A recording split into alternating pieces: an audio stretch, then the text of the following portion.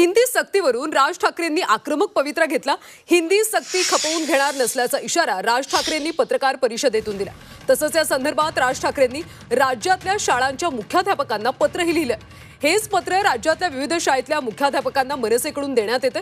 मुंबईमध्ये दादर इथल्या साने गुरुजी विद्यालयाच्या मुख्याध्यापकांना मनसे नेते यशवंत किल्लेदार यांनी पत्र दिले।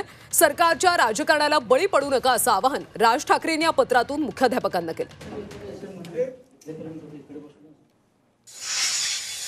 हिंदी सक्ती जी केलेली आहे त्यासाठी त्याला आपला विरोध का आहे हे त्यांच्याशी यापूर्वी बोललोय, आताही आम्ही बोलू त्या विषयावर।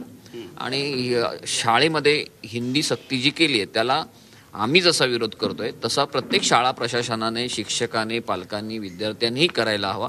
कारण उद्या पुढे जाऊन आपल्या ह्याच्यावर मराठीवर हा हिंदीचा वरवंटा फिरला जाऊ शकतो आणि हिंदीची सक्ती कालांतराने आपल्या मराठीवर हे अतिक्रमण ठरू शकतं। तर ते अतिक्रमण टाळण्यासाठी आपल्याला आत्तापासूनच सुरुवातीलाच त्याला कुठेतरी ठेचलं पाहिजे।